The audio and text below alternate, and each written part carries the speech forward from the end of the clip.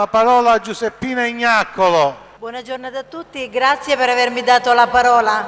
Cercherò in questo mio brevissimo intervento di dare il contributo a una riflessione di queste due giornate importanti per il Movimento per l'Autonomia. Sinceramente volevo fare un altro discorso in pochissimi minuti, però mi è stato anche sollecitato rispetto ad alcuni interventi interessantissimi che sono stati fatti fino a poco fa, soprattutto, non me ne vogliano, soprattutto i giovani. Vorrei partire citando due grandi filosofi greci, Aristotele e Platone, che nonostante siano vissuti in un periodo così lontano, tanto lontano, la loro teoria è tuttora valida e applicabile nella nostra società. Diceva Aristotele che il fine dello Stato non è solo la vita, ma una buona qualità della vita. Ebbene, se noi leggiamo i giornali, guardiamo la televisione e ascoltiamo la radio, sicuramente noi capiamo, ci rendiamo conto che ci stiamo allontanando da questo importante obiettivo che lo Stato e i governi dovrebbero avere.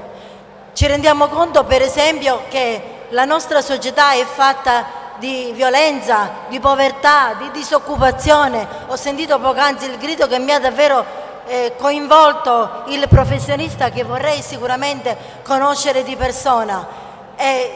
Disoccupazione, ingiustizia, povertà fanno parte ormai della nostra società. L'interesse personale, il profitto e il materialismo ha soppiantato, ha sostituito quei valori della fedeltà, la lealtà, la solidarietà, la pace, per cui effettivamente sono dei valori per cui vale la pena vivere. Allora io vorrei fare una citazione, direi: fermiamoci un attimo e riflettiamo sulla nostra società. Io sono d'accordo con un grande analista della nostra società, il filosofo Zygmunt Bauman, il quale dice che la considera una società liquida perché precaria e non ha delle identità. Le nostre istituzioni sono precarie. Prima c'era come riferimento la famiglia, la scuola, la chiesa, i partiti erano punti di riferimento saldi e un esempio per le giovani generazioni. Adesso è tutto precario e in disfacimento dei valori importanti.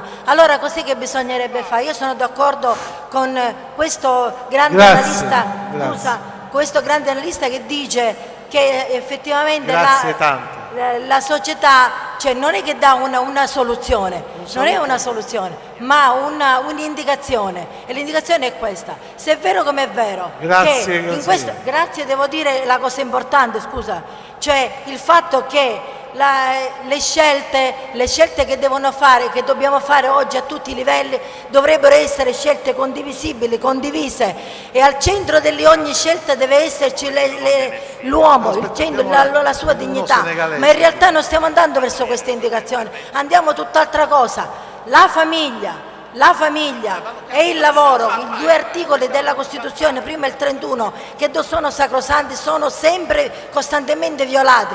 Non è possibile la famiglia, sto concludendo, due parole precise e finisco, cioè la famiglia, che se lo Stato combatte, anziché sostenere la famiglia, la combatte, noi non possiamo avere nessun futuro. Ci vuole il lavoro, e il lavoro, quindi al centro ci deve essere il lavoro e la formazione di una società, di nostri giovani che devono avere dei punti di riferimento.